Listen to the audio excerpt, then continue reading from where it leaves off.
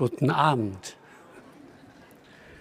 Willkommen, danke. Willkommen am Wiener Judenplatz anlässlich der Rede an Europa, gehalten von Anne Applebaum.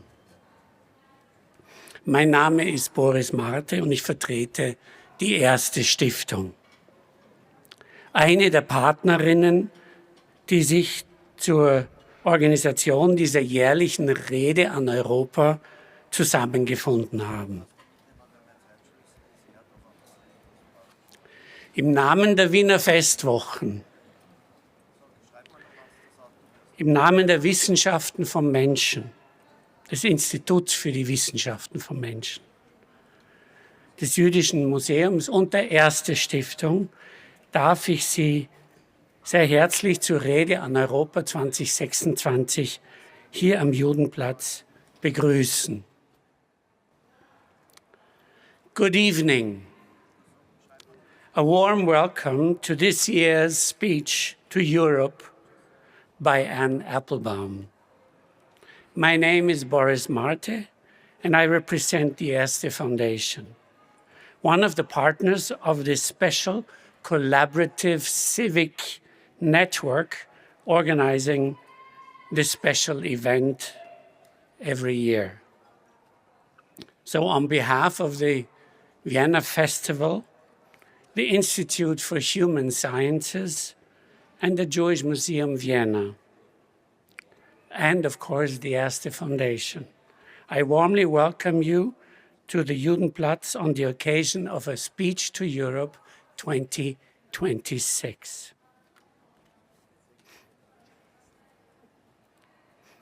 Simon Wiesenthal, der Initiator dieses Mahnmals am Judenplatz zur Erinnerung an den Holocaust und zum Gedenken an die ermordeten Juden, schrieb anlässlich der Eröffnung dieses Mahnmals am Judenplatz im Oktober 2000. Mögen sich an diesem Ort in Zukunft Wienerinnen und Wiener, Österreicherinnen und Österreicher, Menschen aus aller Welt, Angehörige verschiedener Religionen und Gesellschaftsschichten ihrer Verantwortung für ein friedliches Miteinander bewusst werden und diese Aufgabe annehmen und erfüllen.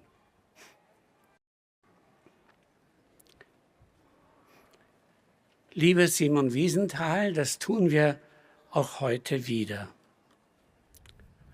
Gedenken ist kein Akt der ostentativen Repräsentation, sondern ein dialogischer Prozess. Seit 2019 richten jedes Jahr Redner und Rednerinnen vom Wiener Judenplatz aus ihre Beiträge und Botschaften an Europa und geben dem Mal damit seine Stimme. Simon Wiesenthal, the initiator of this Holocaust monument on the Wiener Judenplatz, wrote on the occasion of its unveiling in the year 2000. In the future, may it be here, in this place, that people from Vienna, Austria, and all over the world, those belonging to different religions and from all walks of life, are awakened to their responsibility to coexist in peace. Oh my God, how relevant is this message today? Awakened to their responsibility to coexist in peace. And they take on and fulfill this duty. Dear Simon Wiesenthal, today, once again, we're doing just that. Commemoration, therefore, is not something about superficial representation, but it is a dialogical process. So since the year 2019, every year a different speaker has addressed the people of Europe from here, providing this monument with a voice. Wir freuen uns ganz besonders, Anne Applebaum als diesjährige Rednerin gewonnen zu haben. Anne ist eine preisgekrönte Historikerin, Autorin mehrerer Bücher. Zu ihren historischen Werken zählen Roter Hunger, Stalins Krieg gegen die Ukraine, der Eiserne Vorhang, die Unterdrückung Osteuropas 1944 bis 1956 sowie der Gulag, das 2004 mit dem Pulitzerpreis für Sachliteratur ausgezeichnet wurde.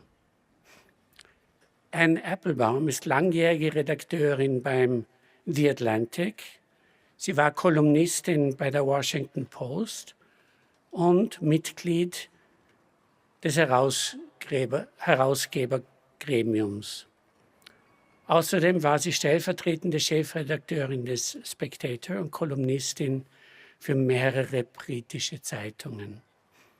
Anne Applebaum ist gebürtige Amerikanerin und lebt in Polen, was gerade in Zeiten wie diesen ihrem Auftritt hier am Wiener Judenplatz noch eine zusätzliche Brisanz verleiht. Der Titel ihrer Rede ist mehr eine Frage. Erleben wir gerade den europäischen Moment? Und wissen die Europäer das überhaupt? Und warum? So, we are extremely honored and happy that this year's speaker is Anne Applebaum. Anne is a globally renowned journalist and prize-winning historian, a staff writer for The Atlantic, and a senior fellow at the SNF Agora Institute at Johns Hopkins University. Her history books include Red Famine, Stalin's War on Ukraine, and Gulag, which 2004 won the Pulitzer Prize for nonfiction. Her most recent books are the New York Times bestsellers, Twilight of Democracy, an essay on democracy and authoritarianism and autocracy, Inc. The Dictators Who Want to Rule the World.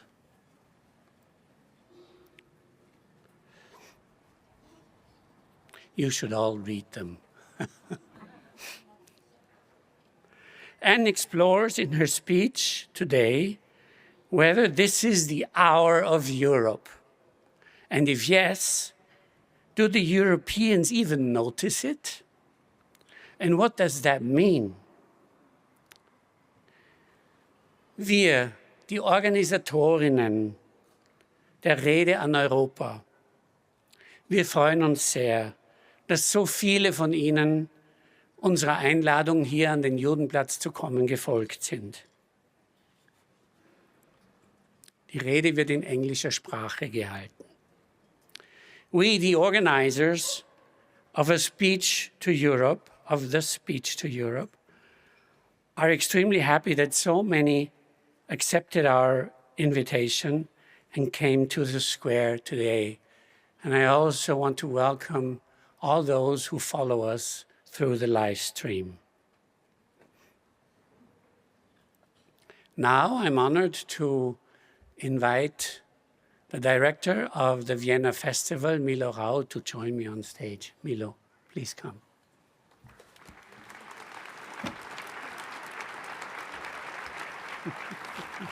Danke. Schöne Worte. Liebe Anne Applebaum, liebe Anwesende, die Rede an Europa hat sich in den letzten Jahren als eine Art heimliche Eröffnung der Wiener Festwochen etabliert. Erinnern Sie sich, als Omri Böhm vor genau 2 Jahren hier an dieser Stelle stand? Erinnern Sie sich an die Debatte, den Skandal der schon lange bevor Omri nach Wien kam, begann. Ein Satz von Omri ist mir in Erinnerung geblieben. Er sagte ihn zu den Demonstrierenden, die damals hier vor ihm standen, da wo sie jetzt stehen: I hear you, do you hear me? Und Omris Appell an uns alle lautete, ich zitiere, besteht auf der Realität eurer Ideale. Er meinte damit das Ideal der Debatte anstelle der Zerstörung des anderen, des Völkerrechts anstelle des souveränen Nationalstaats, der diversen Demokratie anstelle der Volksgemeinschaft, der Logik des Föderalen anstelle der Logik des Imperiums, des Menschlichen anstelle der Herrschaft der Algorithmen, der gemeinschaftlichen Kontrolle anstelle des privaten Monopols. Kurz, die demokratischen und wirtschaftlichen Ideale Europas, die aus den Zerstörungen des Zweiten Weltkriegs als Antwort auf Holocaust und Diktatur entstanden sind. Im Rückblick wirkt es verrückt. Vor 2 Jahren hätte die zutiefst humanistische und idealistische Rede Omri Böhms kaum stattfinden können. Omris Worte wirkten schon damals fast halsstarrig in ihrem Idealismus. Heute sind sie endgültig von der Wirklichkeit überholt worden. Im Nahen Osten, im Iran, aber auch in den Zentren des sogenannten Westens, in Washington, in Berlin, in Wien. Gehört wird heute nur noch der lauteste, der aggressivste. Wir alle sind in den letzten Jahren Spezialistinnen darin geworden, uns zu zerstreiten, zu überschreien, misszuverstehen, zu hassen. Doch blicken wir noch weiter zurück zum Ursprung dieser idealistischen Veranstaltung hier. Als es mit der Rede an Europa vor 7 Jahren losging, 2019, da sagte Timothy Snyder zu uns, den EuropäerInnen, ihr seid mehr als eure Mythen. Er appelliert an ein Europa, das nicht mehr zur Idee der Nationalstaaten, zur Idee der Herrschaft zurückkehren würde. Er appellierte an die Gründungsidee der Europäischen Union, die Trump, Vance und Putin, aber auch so viele europäische PolitikerInnen so verachten. Snyder nannte diese europäische Idee mit den Worten der großen Simone Weil eine warme Stille, rational, tolerant, friedlich, menschlich. Die Idee eines friedlichen, säkularen Westens ist in den vergangenen 7 Jahren, seit Snyder hier war, so komplett durch die Idee neuer imperialer Herrschaft ersetzt worden, dass seine Worte wie ein Echo aus einer anderen Zeit anmuten. Für uns heute gilt, ob es uns gefällt oder nicht, der Satz aus den Bakten des Euripides, den der Gott Dionysos ausspricht, bevor in Athen die Theokratie durchsetzt. Was ist Weisheit? Was ist das Schönste, das Götter den Sterblichen schenken? Siegreich die Faust auf des Feindes Nacken zu drücken. Und was schön ist, bringt Freude. Zitat Ende. Das ist die Realität, in die uns Führer wie Trump und Putin, die mit ihnen verbündeten Tech-Eliten und der globale Populismus geführt haben. Eine Welt, in der die europäischen Ideale schwach und kindisch anmuten, wo das transatlantische Bündnis eine melancholische Erinnerung ist und Demokratie ein anderes Wort für Schwäche. Keine Wärme, sondern eine sehr kalte Welt. Eine Welt, in der Reden wie diese wie ein sentimentales Hobby anmuten. Ich glaube nicht mehr, dass Demokratie und Freiheit vereinbar sind, sagte vor ein paar Jahren Peter Thiel. Das ist der Leitspruch dieser neuen Zeit. Wir aber wollen hier und heute eine andere Freiheit feiern. Wir wollen andere Göttinnen anrufen als Trump, Thiel und Dionysos, andere, kompliziertere Ideale jenseits von Nation und Abstammung, von Dominanz, von Lautstärke. Wir wollen gemeinsam mit Anne Applebaum über ein Europa nachdenken, das an die Ideale der Aufklärung Lessings glaubt, dessen Statue hier vor mir steht, und an die Lehren aus dem Holocaust, die durch das Mahnmal hinter mir verkörpert sind. Denn eines dürfen wir nicht vergessen. Europa, das bedeutet für die allermeisten Menschen in dieser Welt genau das, was wir bekämpfen. Europa bedeutete über Jahrhunderte hinweg Nationalstaat, Kolonisation, Dominanz, Fortschritt um jeden Preis. Kurz, der Sieg des Stärkeren, die Faust auf dem Nacken des Feindes. Wenn wir Europa meinen, dann bedeutet es vor allem, zu diesem Europa nicht zurückzukehren. Und genau das war es, woran Snyder uns zu Beginn unserer Reihe hier erinnerte: Ihr seid mehr als eure Mythen. Oder mit dem Slogan der diesjährigen Festwochen: Wir brauchen neue Göttinnen und neue Götter.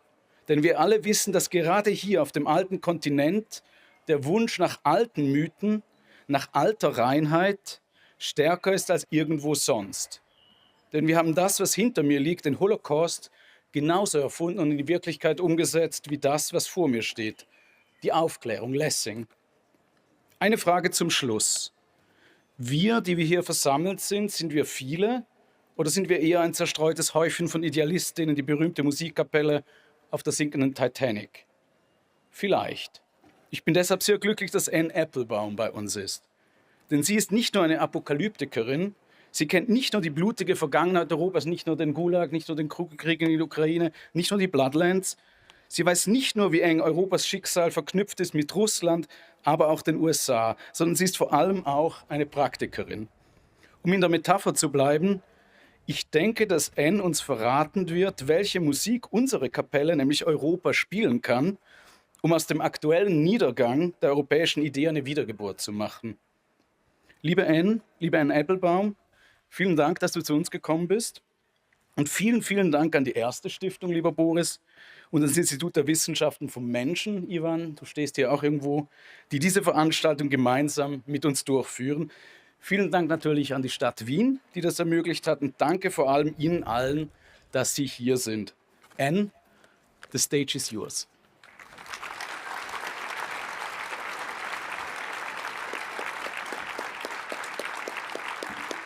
Thank you. Thank you so much, friends and colleagues and ladies and gentlemen, distinguished guests. It is really a pleasure to be here. Many thanks to the ERSTE Foundation, to the Wiener Festwochen, and to the Institute for Human Sciences for the honor and the opportunity to speak here this evening. I'm particularly grateful that you have together established this speech as an annual tradition, bringing people from all over the world to the city of Vienna to think about Europe. And that observation leads me to where I want to begin, which is a question for the audience. Why are you here? Why did you take time out on a Wednesday night to come here to the Judenplatz to hear this speech for Europe? Why did you want to join this annual tradition? Let me take a guess at two of your motives. First, I think many of you are here because you want to remember the catastrophe that engulfed this city, this country, and this continent during the Second World War more than 80 years ago. You knew that this lecture in this place, on this square, would recall that history of the war, of the Holocaust, of the hatred, of the hunger, and that it would honor the memory of the victims. Secondly, I am guessing that many of you are here because you fear that some version of that catastrophe might return. And if that's the case, then you are in very good company, and indeed you are part of a long tradition. So since 1945, several generations of Europeans have been working very hard to prevent another disaster like the Second World War. They wrote history, they put up monuments, they organized events like this one, and as you can see, they still do. They also reorganized their societies. And so as Austrians were reconstructing Vienna, as other Europeans were rebuilding Paris and Berlin, they were not just putting things back to the way they had been before. Surrounded by rubble, they decided instead to build something new, a set of institutions designed to promote liberal democracy, the rule of law, cooperation between states, economic integration, and eventually a single market for trade. These institutions were intended both to promote prosperity, but also to prevent the return of the imperial and genocidal ambitions that had done such damage to this city and to so many other cities. So instead of returning to the old system of rivalries, protectionism, and warring armies, Europeans created the European Union and a host of other organizations that connected them to one another and to the world through ties of commerce, trade, travel, and diplomacy. The Europe that emerged from this process represents an enormous achievement, an unprecedented achievement. In fact, one with no real parallel anywhere else in the world. Thanks to the efforts of this post-war generation, Europe is safer, richer, and more peaceful than ever before in its history. European countries are also more sovereign. So thanks to 8 decades of collective deterrence, Europeans have been able to develop their own national cultures within a framework of peace instead of perpetual war. Thanks to the European Union, Europeans can preserve their art, literature, and architecture, including the buildings that surround us here. Thanks to a network of treaties and agreements, Europeans have also built democracies that protect individual freedom and citizens' rights.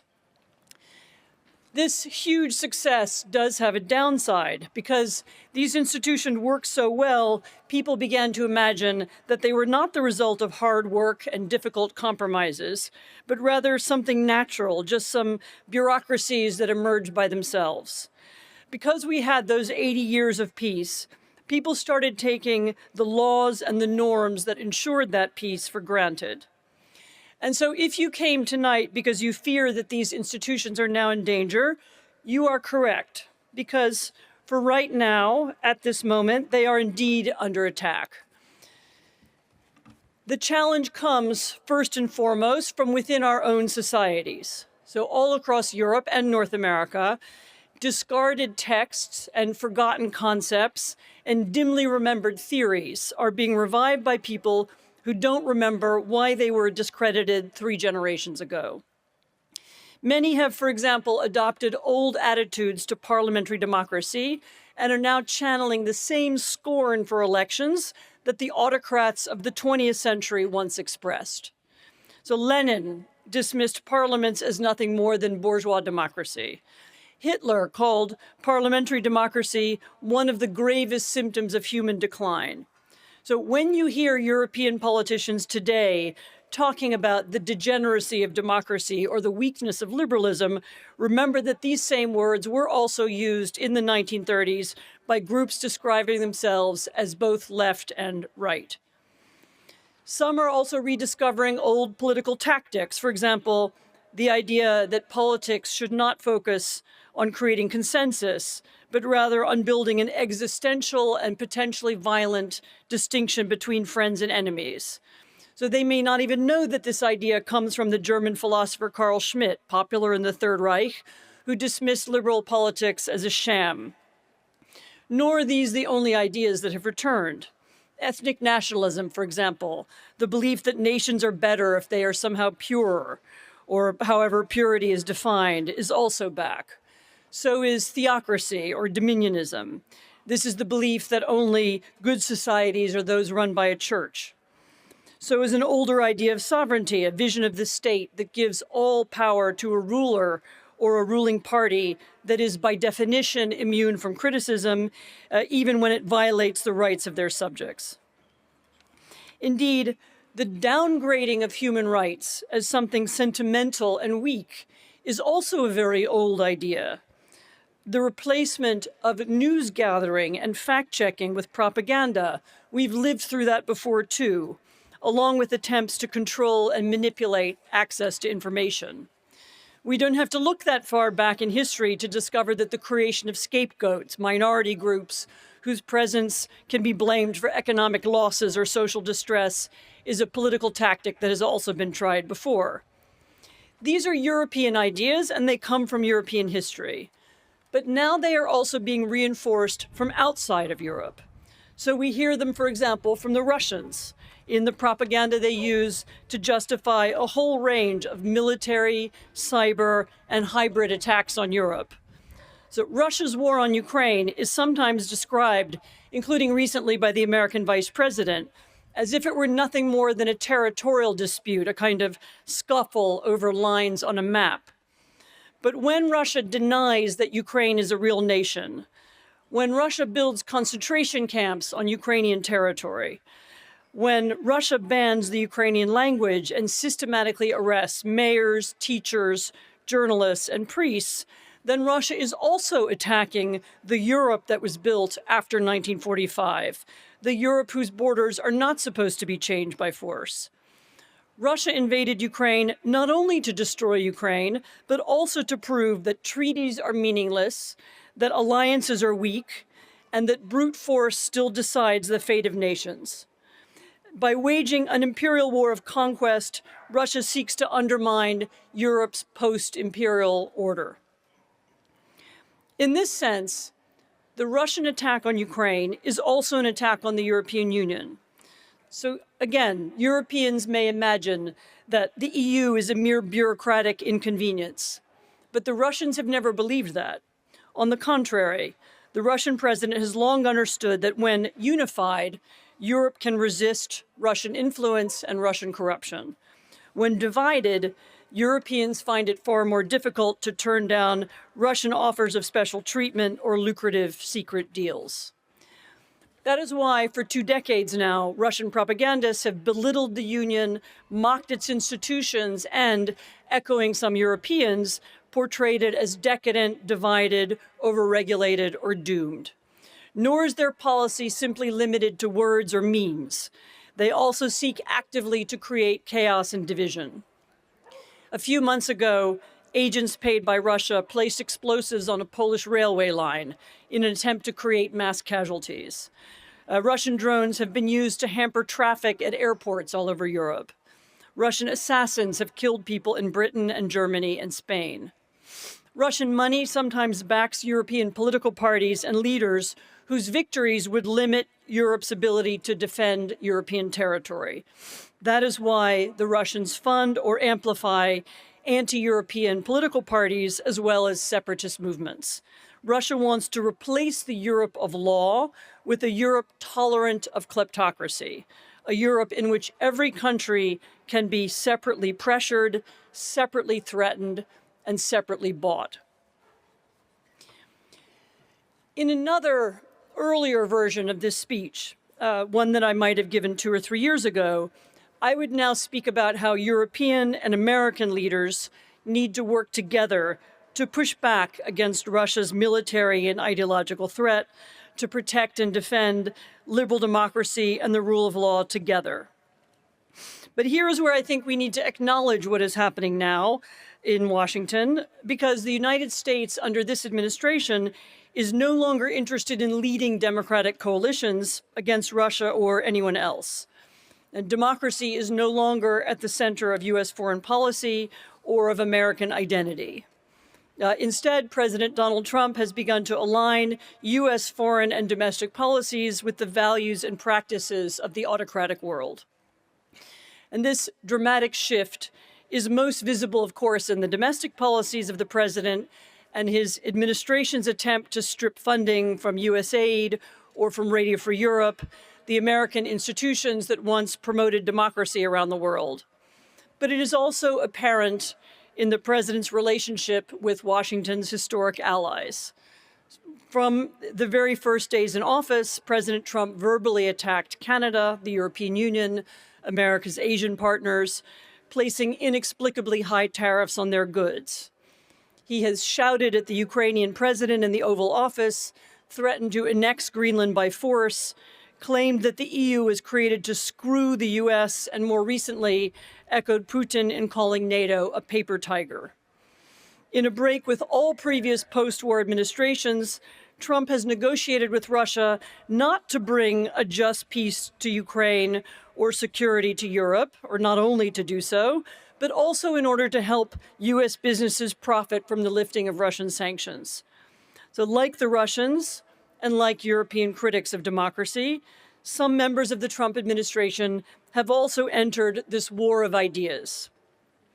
At a speech in Munich last February, the American Secretary of State, Marco Rubio, declared that America and Europe are bound together not by values and not by a commitment to democracy, but rather by Christian faith, culture, language, heritage, and ancestry. In other words, by blood, soil, DNA, and the distant past.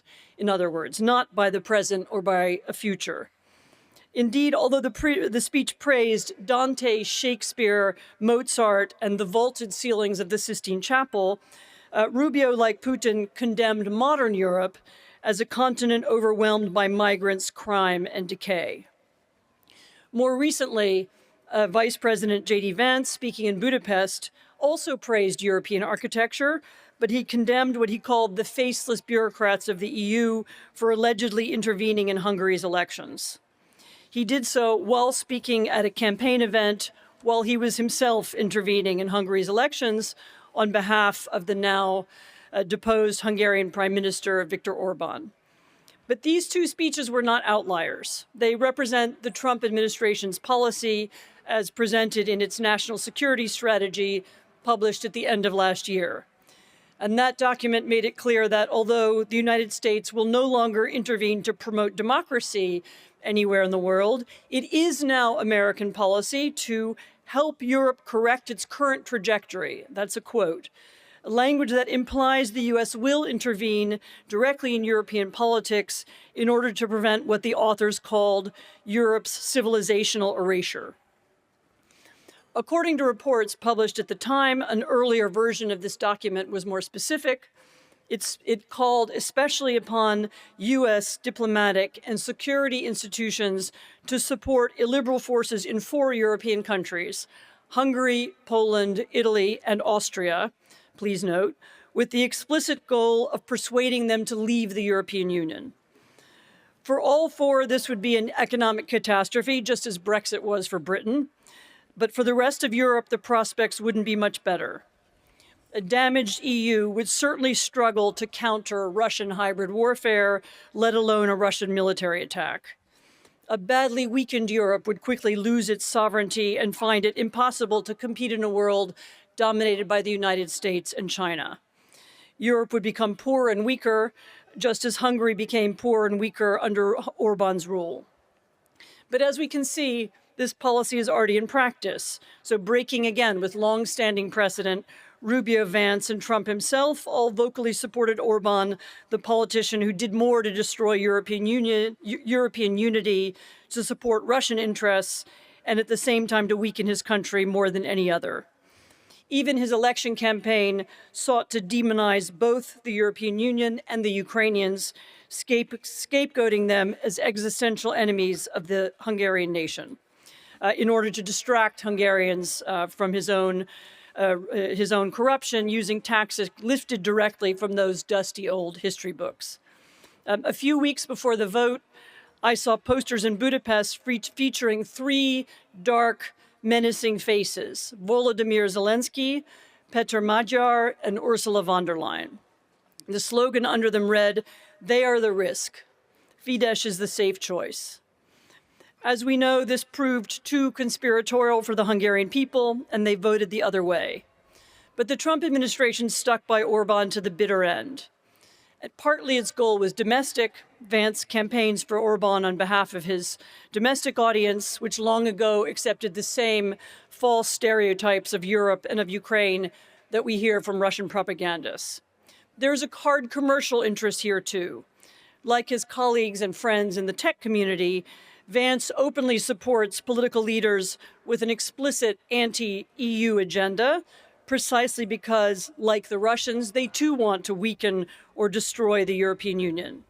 To be fair, Russian and American motives are different, but both ultimately care not just about ideology, but about their own commercial interests.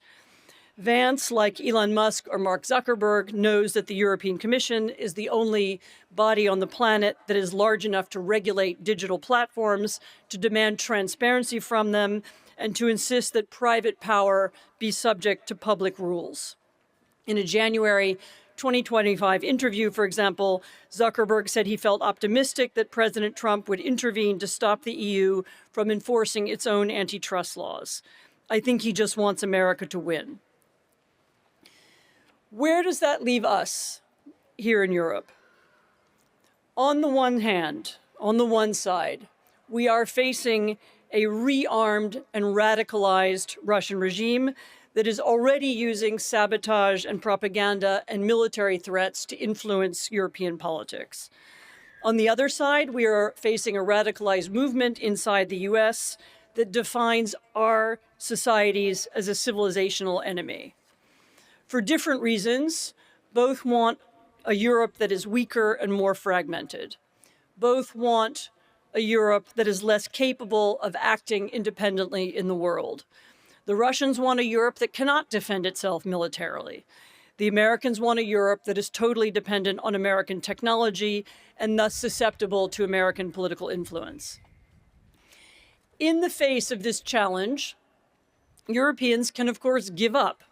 We, and I'm speaking here as a Polish citizen, we can let the US negotiators continue to prolong the war in Ukraine, continue to plan business deals with Russia instead of a peace that would help Europe. We can watch from the sidelines as Americans and Russians both amplify anti-European political movements and leaders. We can give in to the various temptations and bribes. We can let Europe once again become a continent of warring nations, easily manipulated by outside powers, Russia, the United States, and of course, China as well. We can let social media companies based in Silicon Valley and Shanghai decide what Europeans read and see using opaque, manipulative algorithms that only they control. We can allow a Russian victory in Ukraine to endanger not just the countries on Russia's borders, but all of us. Remember, Putin has said that wherever a Russian soldier sets foot is Russia. But Russian soldiers in the past have not only set foot in Warsaw and Riga, but also in Berlin and indeed Vienna. So nowadays, hybrid warfare stretches Russia's influence to the Aegean and the Mediterranean, even to the Sahel region of Africa. We could give it up and let it stretch to the Baltic and the Atlantic too, or we can choose something different. We can fight back, not just by talking, but by building. So we can begin, as the French and the Taiwanese have started to do, to collaborate on the construction of alternative technologies that would suit not just Europe, but the entire democratic world. So instead of getting our information from platforms that are designed to divide and exploit us, we could found and fund new companies. We can change the rules that govern them. Transparency can replace obscurity. Customers of social media platforms could own their own data and determine what happens to it. They could influence directly the algorithms to determine what they see. Legislators in democracies could create the technical and legal means to give people more control and more choices, or to hold companies liable if the algorithms they use promote terrorism, racism, or child pornography. Citizen scientists could work with the platforms in order to better understand their impact, just as citizen scientists in the past worked with food companies to ensure better hygiene, or oil companies to prevent environmental damage. Above all, we need to lean into our achievements. Europe remains an oasis of security, stability, and the rule of law. We have independent courts who strive not to be mere mouthpieces of whoever is in power. We keep our word. We respect contracts.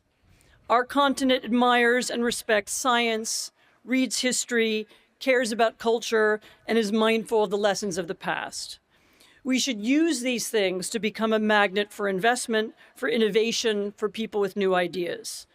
Our very predictability is an advantage in a world of unpredictable powers. In order to capitalize on our many advantages, we do need to change some policies and priorities. We need to put more money into the new European defense tech companies that are being created now, sometimes inspired by the incredible technological progress of the Ukrainians, and sometimes working directly with them. We need to invest in European social media platforms and European AI with European values built into them. We need our data stored on this side of the Atlantic. We need a capital markets union so that Europe's full economic potential can be reached.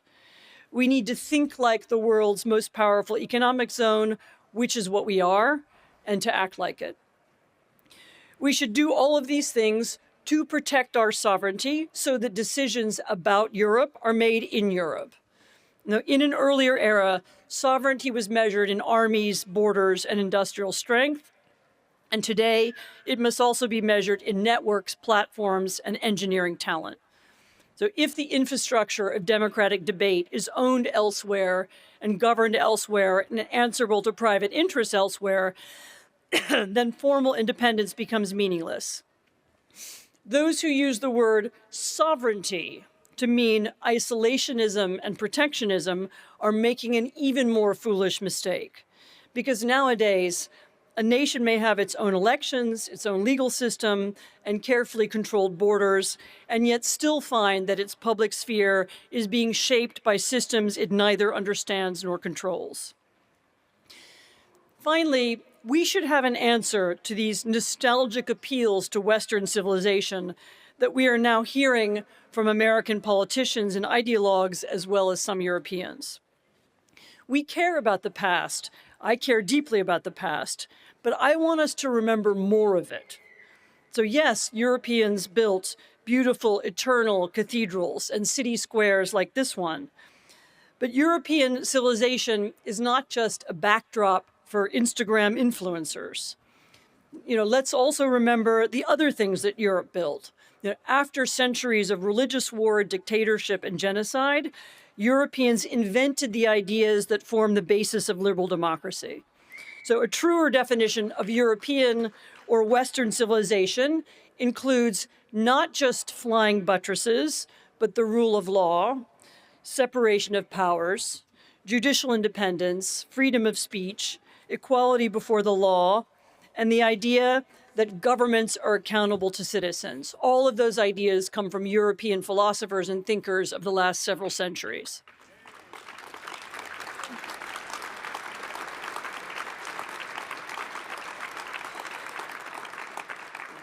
Those things are no less part of Europe's inheritance than its literature or architecture, and indeed, they are what makes Europe's cultural inheritance more than a museum collection.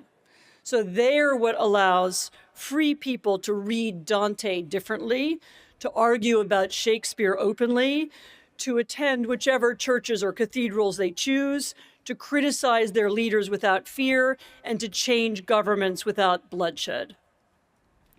You cannot celebrate European civilization while simultaneously attacking the legal and political order invented here, or while openly seeking to undermine the institutions that protect pluralism and dissent.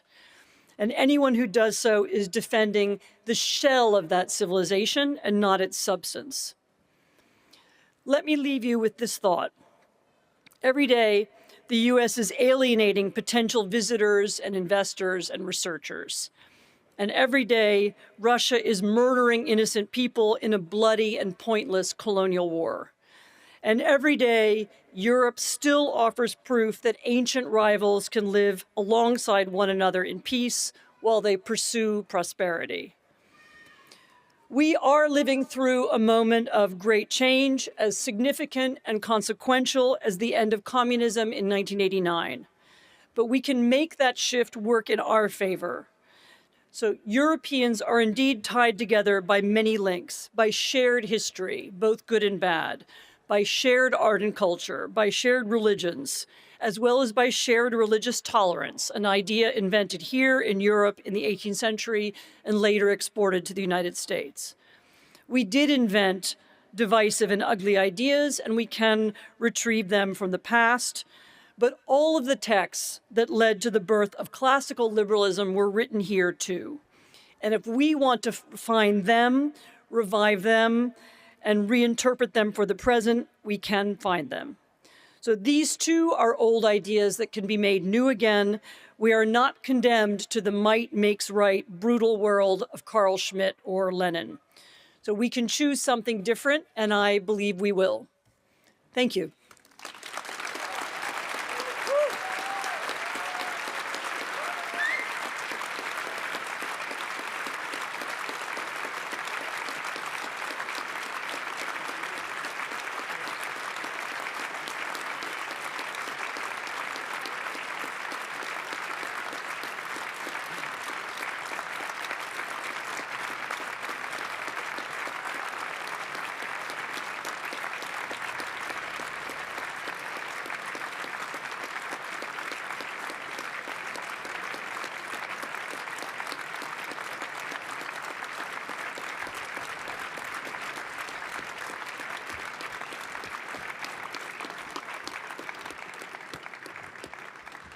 So, I don't know how you feel, but I feel like taking a deep breath.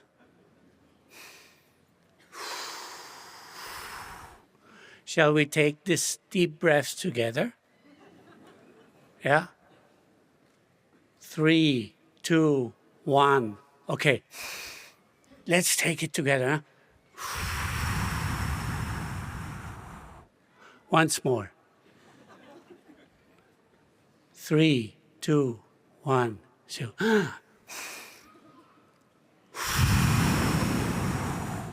okay. It was another person from Poland who gave us Austrians the best self-description, which is fitting to us as a nation. He called us Insel der Seligen. And it was Pope John Paul II, the island of the blessed. So for members of the island of the blessed, this was a real hard message, dear Anne. But you managed two things at the same time, which I thought are impossible, but you did it in a way that it is possible. To, on the one side, provide us, members of the island of the blessed, with a reality check, but on the other side, give us a motivational injection with it. So I feel that way that, okay, this is the world we live in, but I also feel like, hey, come on, we have to do something about it. We cannot just stand there and look and watch and lean us back into our sofa and thinking we are anyway the Insel der Seligen. But we all have to be motivated. We have to come together to reunite like we do today and say, listen, we have to protect what we love so much. And if we don't do it, it might be too late for the next generation, for our children. So let's better start. Let's start taking this responsibility into our hands. Like Anne said, we will. So come on, let's go for it.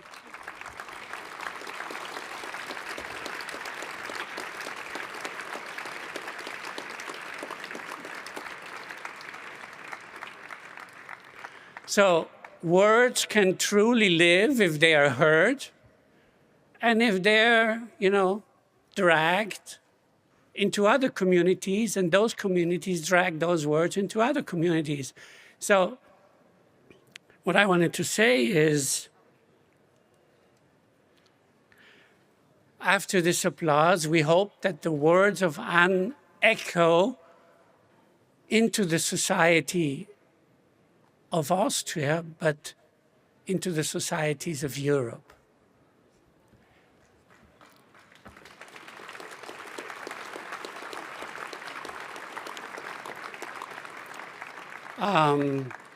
There is a famous historic speech which starts with the words, "Now is the time." You remember, now really is the time. Now really is the time. We have nothing to lose, we have everything to win. And if we as a community agree to that, it will be the European moment, no doubt. Because as we said, we own all the assets we need to build this world in a different way.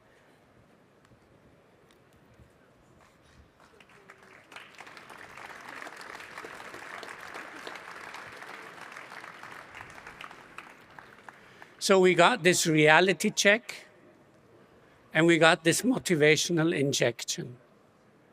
And I think this is a great start into this evening, beautiful evening in Vienna. But tomorrow morning when you wake up, let's start. Let's start convincing all of us around us that we have to protect those values which we love so much, which gave us so much. I grew up in this wonderful times of peace. I know that not all Europeans grew up like I did, because we had wars in Europe, as you remember, on the Balkans, and now we have war in Ukraine. But where the European Union was, there was peace. This is why we need an enlargement of the European Union to the Balkans, but also to the Ukraine. Europe has to prosper and grow.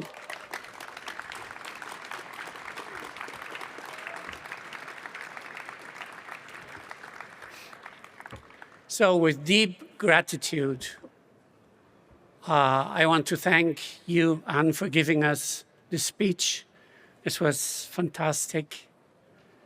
And it adds up to all the speeches before, to a fantastic story of sending this message to Europe. I want to thank you, the audience, for caring. You care because you appeared here on this square. And I hope you care even more in the future too. So thank you very much for coming. And I want to thank all of you on the live stream. And it were a lot of people. Thanks for joining. See you next year.